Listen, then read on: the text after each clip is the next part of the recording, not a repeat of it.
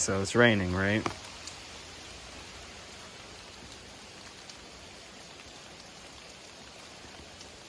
Let's get my canvas nice and wet.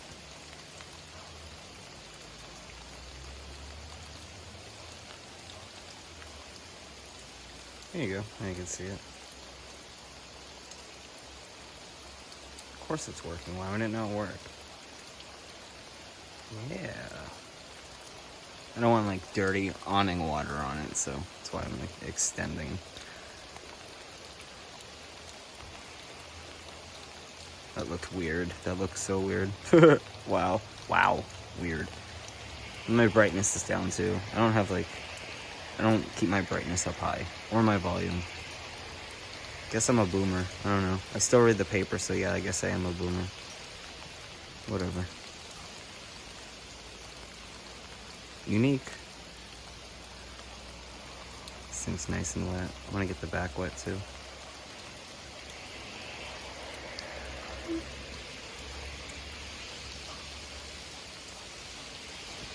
Looks cool. Stretch it out. Alright, gonna let this one dry. This one is kind of. Looks like it got a little wet, but. I mean, duh, they got wet. I mean, from the awning, but alright, whatever. Alright, bye. I hear the cardinal. I think it's in that tree. No, more over that way.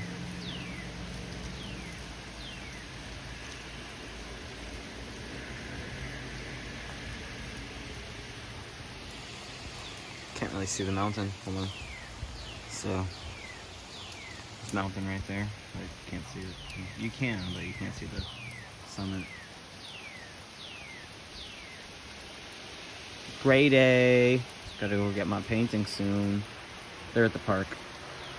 Over there. Like, right over the river. Over there. Rainy days I do them locally. So, like, within 20 miles. But normally I fish further out.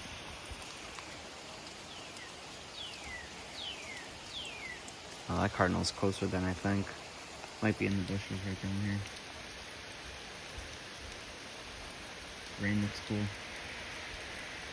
I just saw movement towards the ground. There it goes. Just went into that red tree. There's a male. I just said it went to the red tree. It went to the maple tree and it was a red cardinal. It was a male. This tree is super old. It's probably like 200 years old. I wouldn't be surprised. It's got like 5 maple trees growing out of it in the middle. Part of it fell and hit the garage last year. This time last year I wasn't even painting. This time last year I posted a picture of like a panoramic of like the mountains, but up on that mountain straight ahead over there. Looking down towards the town. And that was pretty cool. You can do a lot in a year. You can change a lot about yourself in a year. Just have to be willing to take the time to isolate and actually follow through with it. Put your ideas on paper and put them into a tangible plan. You know?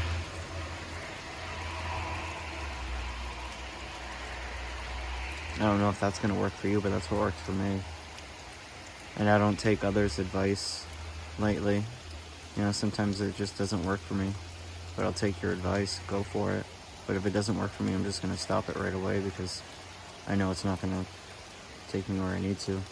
It might be good advice, but it might not just sit right with me. You know, just like positivity might be really toxic to somebody else. It's like, you know, ebb and flow, balance of everything. Just do what works for you. Everybody's different. Can't heal everybody the same way, you know?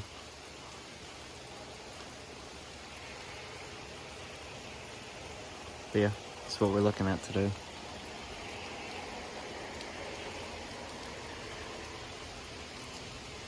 It's nice because we need it. It's been really hot and dry. Now it's nice and cool, or cooler. So it's like in the 70s, not 100. And this is normal for now. And so weren't the hot days due to the dog days with Sirius being so close, but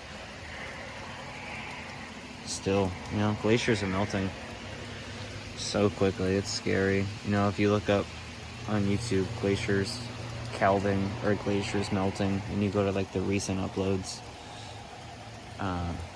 it's just, you'll see so many. It's sad. It's beautiful to watch, but it's like so sad at the same time because the ocean's just rising, or it's gonna be rising even more, you know. Soon Miami, probably St. Pete will be gone. Nolens will be gone. Probably San Diego. You know, it's a tough pill to swallow, but you have to think about Venice, you know. It's just like that.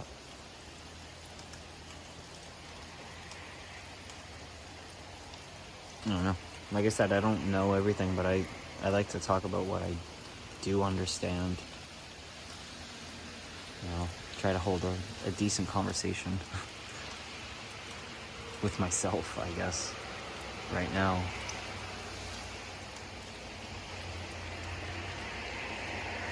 I don't know, I just like watching the waters rise and seeing the effect of everything. Like when it floods here in the springtime, that's exactly what happens to the glaciers. So the ice here, it covers almost like a few inches of the river, right? And the river becomes like a big skating rink. But underneath all that ice, the water's flowing because it's warm out. And when you get to like certain bends in the river, the ice chunks, they're actual like huge chunks with like rocks in them and all that stuff, that goes off down into the road, and the water just keeps pushing it more and more and more. So it's like that's exactly what's happening with the glaciers, but so much faster than ever because of global warming. It's so sad, but it's just like the rainforests and all the wildfires, you know. It's like all that is happening a lot more and a lot quicker and a lot less spread out too. You know, you might have like a natural disaster in 5 years, and then in 1 year there's like a massive tornado, you know. But now it's like every month there's something wild, you know, like the big there was the floods where the people got trapped in the elevator. That shit was crazy, you know. And then you look at the mountain in Seattle, I forget what the mountain's called, sorry, forgive me, Mount Rainier, the glacier on top, that thing's almost gone, and that's been around, you know, my whole life, so 30 years going on. But yeah, it's like melting away, and to see actual, you know, evidence of that in broad daylight, like irrefutable proof that it's getting hotter globally. Like this ozone, this atmosphere, everything that we're in, it's just getting increasingly hotter, like a greenhouse over time, like greenhouse gas, you know.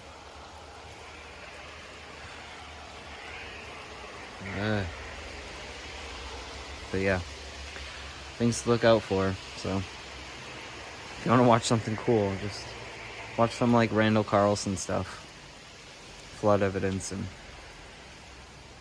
what happened before and what can happen again because of the glaciers melting. So, but just somewhere else, because I mean, I think it's already happened here to the point where, I mean, Alaska could melt too. So yeah, maybe not. Maybe, you know, we're not safe either. Alaska could melt, you know. Alaska is a lot of land, and all that, if all that ice melts, it's probably enough ice to drown all of Alaska, you know, and probably some of the Yukon in Canada. Who knows? No idea. Friggin' ice shelf in Antarctica, the one that's like miles long. That shit's breaking off, and once that completely breaks off, yikes. Crazy. It's gonna be like a fucking floating island, you know? Like a massive ship, you know? I think it's way bigger than carnivals. Crazy. I don't know why people are going on cruises. Y'all are nuts. I mean, I'm nuts, but I mean, like, I'm still not gonna go on a cruise. Alright, bye. Actually, no, I'm not. I'm good. I'm just here. I'm waiting for my canvas. I have another one already ready to go, so. Just getting inspo by blabbing. So yeah, this is the process. I don't know. Actually, yeah, I am gonna go inside. And I'm gonna get a snack, and then I'm gonna get to this. So, meditate, say your prayers, all that fun stuff. Remember who you are, and love yourself. Woo! You can do it if you want to. So I was talking about the glaciers melting earlier, and look, this popped up on my, check this out on YouTube. Like my Explorer thing, whatever you want to call it. Caused by the Mount Shasta glaciers. It is concerning. California, Once heat things watch. kind of became active this summer, we just had these continuous like surges coming through on, you know, sometimes a daily basis. Hydrologist Tayana Blatchik says the heat and the lack of snowpack this summer to insulate the glaciers have left them vulnerable to melting and causing these debris and mud flows. The flows have not crossed over Highway 97 yet, but the forecast is a cause for concern for the U.S. Forest Service. Further mud flows are certainly possible. If if we continue to see what we've been seeing, most of the mud flows have been small to medium in size. But if a big one were to come down, obviously it could do more damage and to roads and trails and highways. Lead climber Nick Myers says on top of the heat waves, thunderstorms can greatly increase the risk for debris and mud flows. I think one of the big red flags is anytime we get a rain event over, situated over the mountain, that definitely exacerbates things and can kind of essentially lubricate everything up there and cause another mud flows. These debris flows can be very powerful, sending large boulders. See, that's what I was talking about. They're even picked up by the USGS seismic network on Mount Shasta. Wild. You hear the rocks coming down the mountain and rumbling essentially down the drainage before it usually gets to you. And they do pick up some of the seismic signals of these debris flows in their monitoring. So we've been, talking, keeping in touch. They let us know when they think they've seen something, in their monitoring that looks like a debris flow signal, and we try to verify that. These scientists hope to What, dude? Sorry, everyone makes mistakes.